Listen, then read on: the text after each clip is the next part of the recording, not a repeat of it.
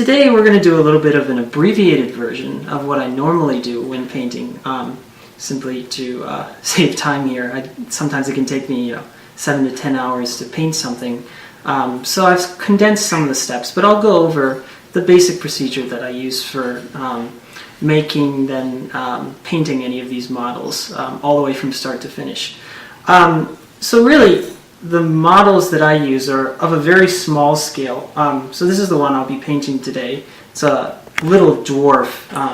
So it's a little over an inch high right now, but I'm just going to be painting the top part, which is the little dwarf person. Basically, the first thing you do, actually when you're working with these models, is when they start out coming straight from the mold, basically in their packaging, you really have to file them down quite a bit. So when I'm doing that, they have a bunch of ridges, and I will actually file off all those ridges on the model using sandpaper or metal files.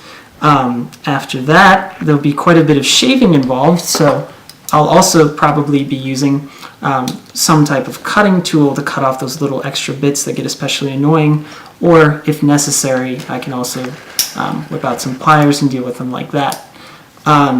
So when that's all through, the next thing you do is you wash the model to remove any spare debris, and you apply a coat of primer. Start off with a darker coat, and then from there you would work up with generally lighter colors to get better contrast between the darker colors and lighter colors, and really highlight some points of the model, because those are really the goals when painting a model, if you want it to look good. I mean, this is just an example for what this guy would look like when colored. Here I'm just finishing up the brown undercoating, which I'm using for both the gold sections of this and his skin. They'll have to have different overcoatings, but in particular I'm trying to get in the section in between his little tufts, the tufts of his beard. I've now applied the base coat to all the different regions, so red base coat to the places with hair, brown base coat to the places with gold jewelry and skin, and a black base coat to the boots, as well as the purple base coat to the pants. The next step is to start using a little bit of a different technique. So now that we have these thick base coats, which are mostly dry, barring the shoes, which I just did last, I'm going to apply a little bit of a wetter coat to give some color variation on the hair. I'm going to use a separate water section here, a separate cup of water here. Just get about 1 or 2 drops and apply that to the red. Actually, 1 drop should probably be enough in this case. So I'm going to use a separate water section here, a separate cup of water here. Just get about 1 or 2 drops and apply that to the red. Actually, 1 drop should probably be enough in this case.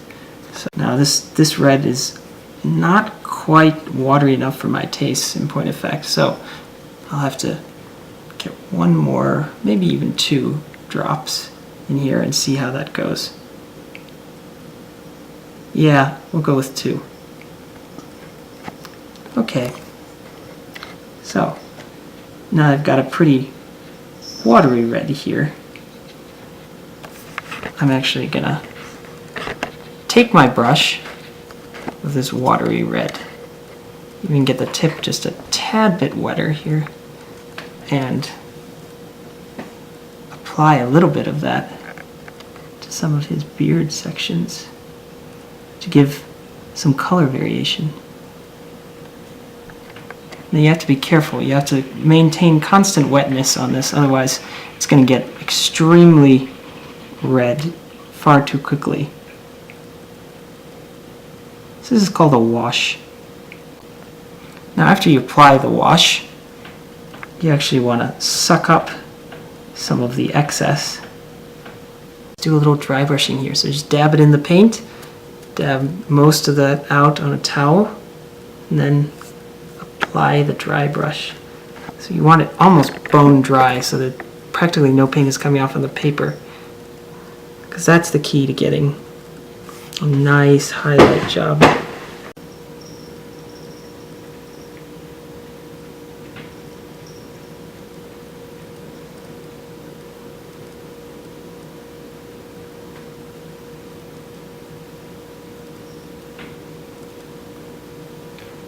here you can see how the dry brushing really works out well on his beard here with the crosshatch pattern with the deep red on the inside and the orange coming out on top of that.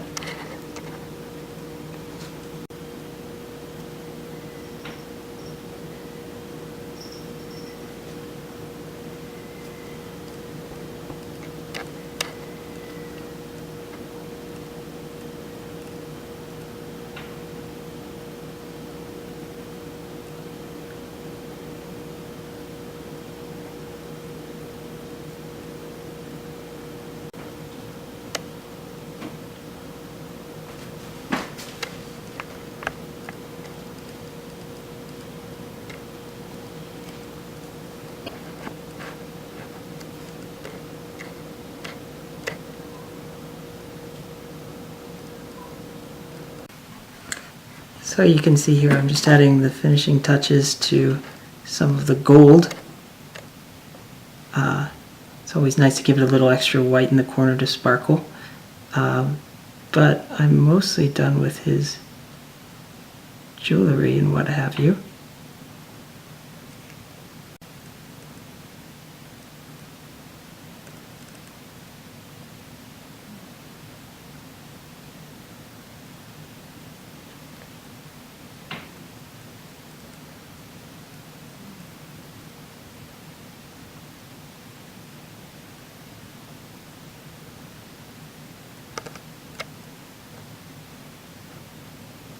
One of the last things I do in a model like this is fill in the little pupils on the eyes.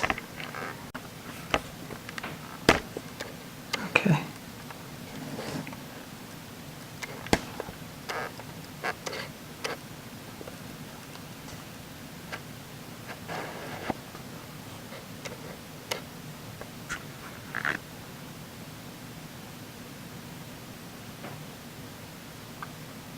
All right. I don't know if you can see those on the camera, but he now has pupils.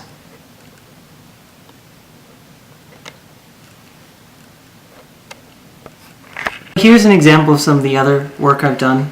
Some of the characters are pretty strange and fantastical, but anyway, it just gives you an idea of some of the detailed work that I've been doing over the past couple of years. These aren't necessarily my best, but they're some of my favorites, among many. And I wish I'd had a little more time to do this one so that he could turn out a little bit more like these, I guess.